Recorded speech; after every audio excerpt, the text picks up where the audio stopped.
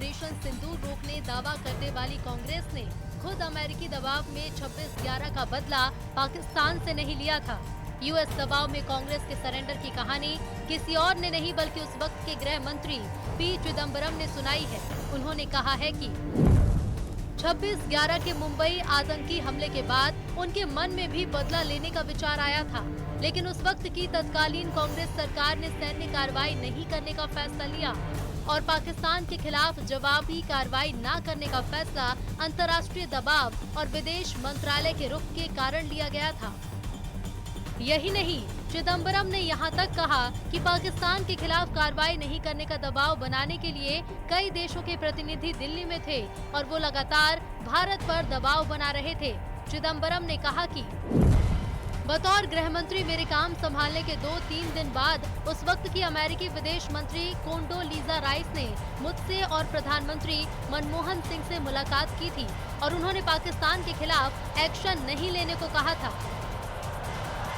मतलब कांग्रेस सरकार ने अमेरिकी दबाव में पाकिस्तान पर हमला नहीं किया था। उस वक्त की कांग्रेस सरकार ने अमेरिका के सामने सरेंडर कर दिया था। बहस हुई कि कांग्रेस तो मोदी पर सरेंडर के झूठे आरोप लगा रही थी, उसने तो खुद अमेरिका के आगे सरेंडर कर दिया। यही वजह है कि कांग्रेस अब अपने ही नेता को खरी खोटी सुना रही है। कांग्रेस अब चिदम्बरम से सवाल कर रही है कि 17 साल बाद ऐसे बयान देकर वो क्या साबित करना चाह रहे हैं। कांग्रेस इस बयान को कांग्रेस की कमजोर और बीजेपी को मजबूत करने की साजिश बता रही है। चिदम्बरम के इस बयान से भारतीय जनता पार्टी को फायदा होगा। चिदम्बरम 2008 की बात है, आज 16 साल के बाद ये बयान क्यों दे रहे हैं? और अगर वो ये बात नहीं चाहते थे तो उस वक्त उनको इस्तीफा दे देना चाहिए था। कांग्रेस के अंदर बहुत लोग कांग्रेस को कमजोर करना चाहते हैं। घर को आग लग गई घर के चिराग से। आज 18 साल 16 साल के बाद इस बयान का क्या मतलब है? राहुल गांधी कुछ बोलेंगे? रोज बोलते हैं, संविधान दिखाते हैं। जब उनकी सरकार में मां चुप रही, नंबर 2 वो थे। इतनी बड़ी त्रासदी हुई जिसको स्वीकारा है श्रीमान चिदम्बरम साहब ने, कुछ नहीं बोलेंगे। कुछ तो बोलिए, लेकिन कितना बोलेंगे? राहुल गांधी संविधान दिखाते हैं लेकिन देश की सुरक्षा के साथ समझौता करते हैं। चिदम्बरम का ये बयान ऐसे वक्त में सामने आया जब कांग्रेस अमेरिकी दबाव में ऑपरेशन सिंदूर रोकने का आरोप लगाकर मोदी सरकार को घेरने में जुटी है। लेकिन अब 26/11 मुंबई हमले के बाद पाकिस्तान पर एक्शन नहीं लेने का दावा कांग्रेस के घर में से ही उठा है।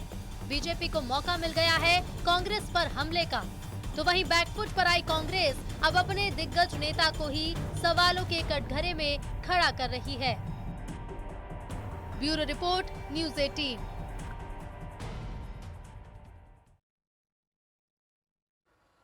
तो वहीं डोटासरा के बयान को लेकर के बीजेपी अब हमलावर है। मंत्री सुमित गोदारा ने गोविंद सिंह डोटासरा पर पलटवार किया है। संघ और बीजेपी ने जीते करोड़ों दिल, ये सुमित गोदारा का बयान।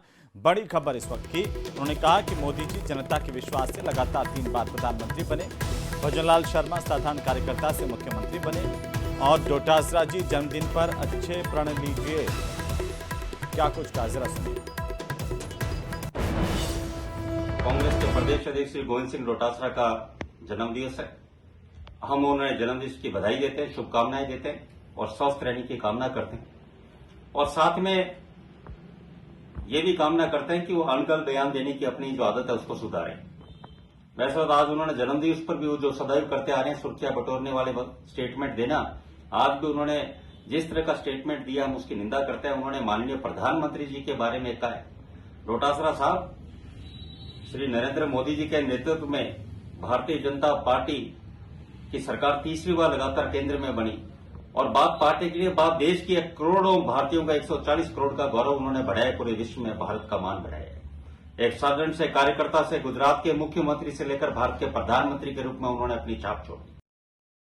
राष्ट्रीय स्वयंसेवक संघ यानी कि आरएसएस एक ऐसा संगठन जिसने 100 सालों में अनेकों दुष्प्रचार और बैन के बावजूद देश सेवा का बीड़ा कभी नहीं छोड़ा।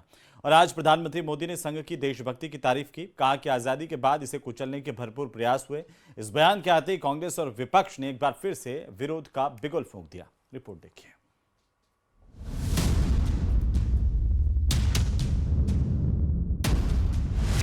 देश को ही देव माना है और हमने देह को ही दीप बना करके जलने का सीखा है। वाकई ये अद्भुत। प्रारंभ से संघ राष्ट्रभक्ति और सेवा का पर्याय रहा। संघ उसी आरएसएस का परिचय देने के साथ ही पुण्य अवतार है। पीएम मोदी ने ये भी बताया कि इतिहास के बड़े बड़े नेता किस तरह आरएसएस से प्रभावित थे। महात्मा गांधी जी वर्धा में संघ के शिविर में गए।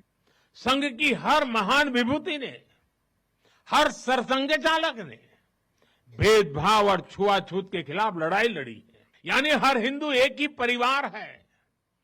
कोई भी हिंदू कभी पतित या नीचा नहीं हो सकता। और इसके बाद प्रधानमंत्री नरेंद्र मोदी ने आरएसएस के मुद्दे पर बिना नाम लिए कांग्रेस पर जोरदार प्रहार भी किया। ऐसा नहीं है कि संघ पर हमले नहीं हुए। कैसे आजादी के बाद भी संघ को कुचलने का प्रयास हुआ, मुख्य धारा में आने देने का और उसे न आने से रोकने का अनगिनत षड्यंत्र हुए। परम पूज्य गुरु जी को उन्हें जेल तक भेज दिया गया। लेकिन आज की कांग्रेस तो लगातार आरएसएस विरोधी एजेंडा चलाती है।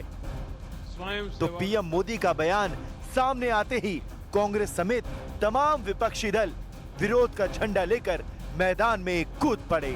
छुआछूत बढ़ाया है संघ ने, शारीरिक छुआछूत कम हुआ है, लेकिन मानसिक आर्थिक छुआछूत बढ़ाया है आरएसएस ने। संघ का मैं कोई और योगदान नहीं देखता हूँ। नफरत पैदा किया है हिंदू मुसलमान। राष्ट्रीय स्वयंसेवक संघ दशकों से दुष्प्रचार हुआ है और संघ राजनीतिक असहिष्णुता के बावजूद भी पूरी दुनिया में सबसे स्वीकार्य संगठन के तौर से आज स्थापित हुआ है। आरएसएस की सराहना प्रधानमंत्री मोदी किस बात के लिए कर रहे हैं? आरएसएस की सराहना प्रधानमंत्री के भाषण से या एक सिक्का रिलीज करने से नहीं हो सकती। आरएसएस वो संस्था है जिसके हाथ महात्मा गांधी के खून से सने हुए हैं। इस देश के प्रथम गृह मंत्री सरदार पटेल ने बैन किया था। हालांकि देश का संत समाज भी हमेशा से आरएसएस के विचारों के साथ खड़ा रहा है।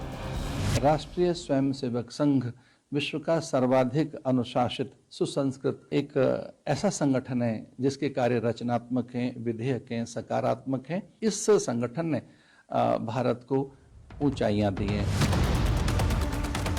तो आज सबसे बड़ा सवाल है कि क्या किसी साजिश के तहत आरएसएस के खिलाफ दुष्प्रचार का एजेंडा चलाया गया है? और चलिए इसी के साथ ही देश प्रदेश में फिलहाल के लिए इतना ही। चलते चलते एक नजर इस वक्त की हेडलाइंस पर। नमस्कार। मोदी कैबिनेट का